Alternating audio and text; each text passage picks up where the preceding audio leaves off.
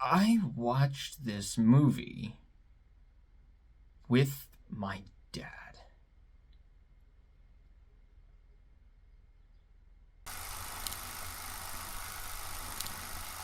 Welcome back to the channel, everybody. Today our movie in the middle is Drive Away Dolls. Drive Away Dolls is the wacky new Coen brother movie following two women as they uproot their lives and drive down to Florida and accidentally steal a briefcase full of sensitive information. It stars Margaret, Qualley, Geraldine, Viswanathan, Beanie, Feldstein, Bill Camp, Colman, Domingo, Pedro, Pascal, and Matt Damon. So a couple videos ago, I mentioned that I was going to bring up this kind of subtopic that I've been wanting to talk about called neon action, which is something that, as far as I know, I just made up, because it's something that I've seen in movies in the last decade or so, especially the last couple years or so, where while we used to have action movies that were very normal, lots of just suits and general action, they didn't look that interesting. They were kind of more gray and just very serious and dark, such as like Taken or the Bourne series.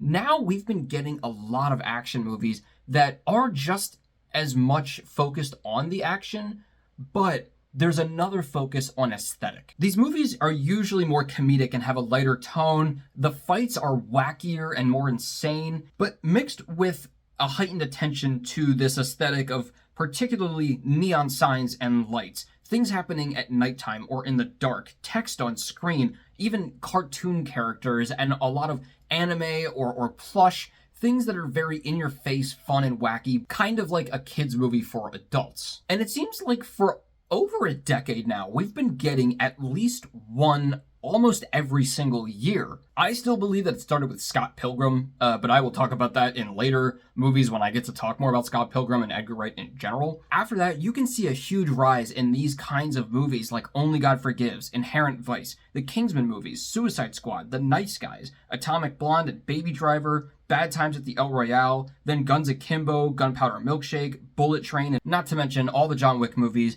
and almost every movie that Guy Ritchie has made in the last decade. It's just something that I saw popping up a lot, and it seemed like you had that one or maybe two every single year, especially the last couple of years. It was like we're always rolling out one, and nobody seems to be talking about it, but it's definitely like a subgenre of action now that is like the biggest thing, to have wacky things, to have, text showing how many kills you have, or to have a teddy bear flying across the screen as the things are blowing up. And then that seems to have spun into neon horror with things like Lisa Frankenstein and Totally Killer and Renfield and Last Night in Soho. And I just think it's really interesting. And we've had all of these now up through Drive Away Dolls.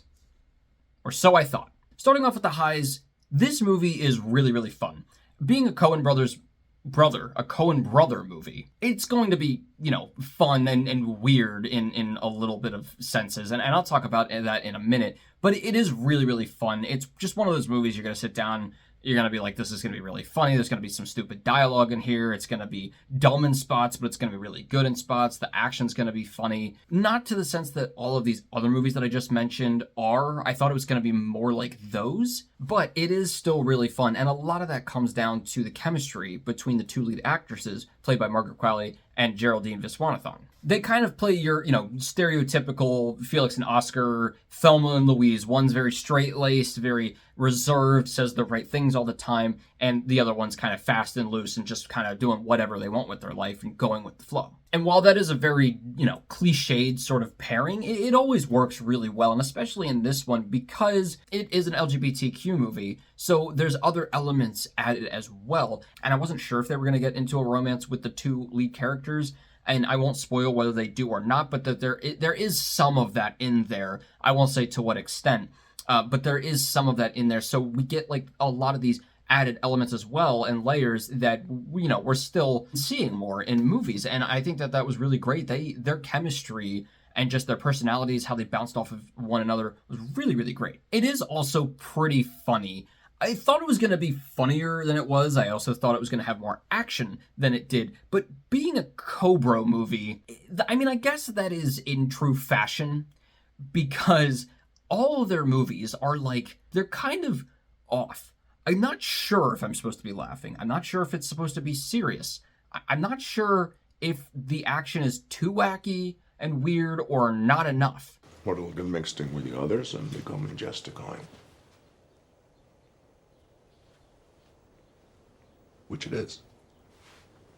Most of all, I never know with a Coen Brothers movie if it's good or not. And I'm usually 50-50 on their movies. Even when they go solo, I'm 50-50 on their movies.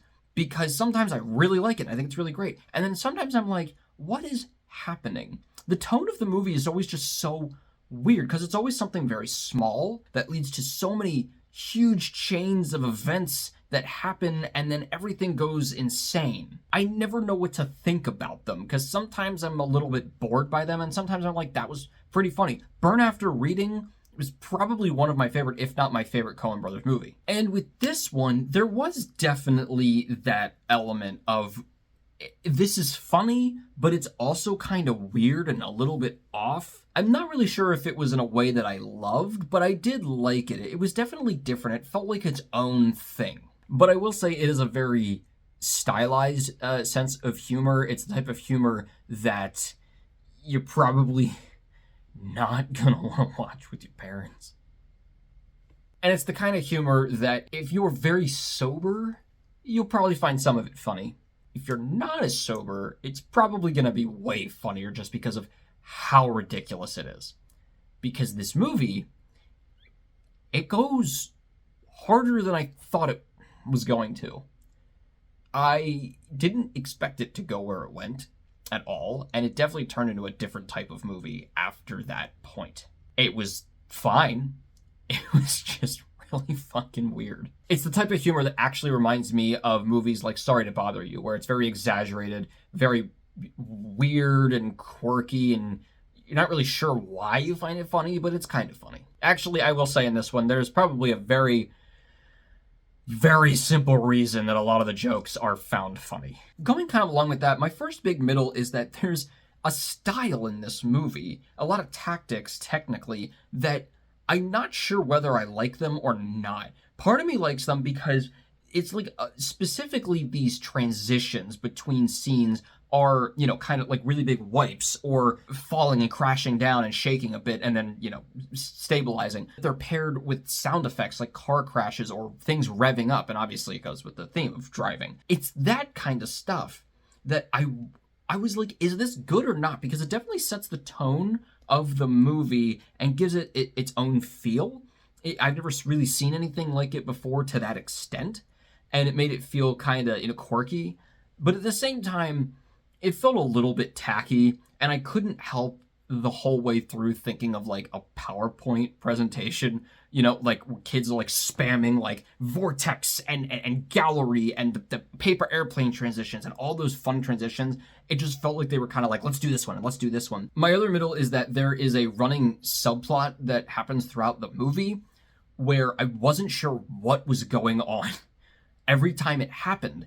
And it was really starting to tick me off because I was like, no, this is really cool to look at, but I don't know why this is here. What I would say is enjoy it because it is very cool. They do a lot of really cool things with this specific bit, but just know that it is explained, but you could easily miss it. It's in like one line towards the end of the movie that's very quick, and if you miss it, which two of the people that I talked to did, just know that it is for a purpose, this weird subplot that happens. So for the lows, I guess one kind of small one that leads into the big one is that the trailer is very misleading. It kind of makes it feel like it's going to be this action chase comedy sort of thing, and it kind of is. But I'm going to be honest, everything you see in the trailer, that's it for the action comedy side. That is it. I had a feeling about some of the things that were in the trailer that were only going to be in the movie for like a second. That is basically what happens. There's a lot of things that's like, that's going to be really cool to see that, and then it's in there for like 2 seconds. Most of the movie actually is more, again, like Thelma and Louise, it's more about their relationship and their bonding over this thing that's happening. And it's just kind of more over the top than Thelma and Louise, and again with the added element that it is LGBTQ. And so while that was great, the trailer was misleading and it kind of bugged me because I felt a little bit let down, and they actually went in the trailer so far as to spoil a huge thing, which I'd already guessed anyway, but that is just really, really weird. But probably my biggest problem with the movie is that it just feels like a kind of generic store brand version of a lot of versions of movies that have done it better. And it's not necessarily because of the humor for me or the content. It's really like the script, the pacing of the movie just feels too short. It's only an hour and 24 minutes. And that's not to say that you can't have short movies. That's totally fine. It feels like all of these actors they brought in, all of these subplots they brought in were so thin that they just had like 1 or 2 minutes of screen time each. It just kind of felt like it was thin in a lot of spots. And this was like the second of like 5 drafts of this screenplay. And I think a lot of that comes down also to the fact that they have all these huge actors in this movie who clearly took the role because it was an easy paycheck to be in there for probably a day. Do you really even utilize them? Not really. And then a lot of events happen towards the end of the movie that just don't feel like it either wraps up the movie or is rushed. It just kind of felt like a little bit of a mess to me. And I know Coen Brothers movies are always ending with this, what did we learn? Did we even learn anything? Was it just a weird set of circumstances and events that happened and it was just fun to watch and see how it played out? What did we learn, Palmer? I don't know, sir. I don't fucking know either. But in this one, it felt like, all right, it feels like with this mystery, there should have just been more. And it just kind of ends, and you're like, okay, I guess we're done. But with all that being said, Drive-Away Dolls is still a pretty fun movie. It is a little bit of what I thought it was going to be going into it. It was still a pretty cool movie with a cool premise. I was definitely intrigued by what was going to be in the briefcase, and the events that unfold because of that. But it was fun. I had a good time. I'm probably not going to need to watch it ever again, but I thought it was pretty cool. And, I like to see where a lot of these actors and actresses go after this too, especially the ones who are a little bit more unknown, because they were pretty good. I'm going to give Drive-Away Dolls a 2.5 out of 4. Well, guys, let me know what you thought of Drive-Away Dolls, and let me know what your favorite Coen Brothers movie is, if you even like them. Let me know what your favorite neon action movie is, if there's one that you thought of that I didn't mention. And as always, keep your hopes high, your stress low, and movies right in the middle. I'll see you guys later.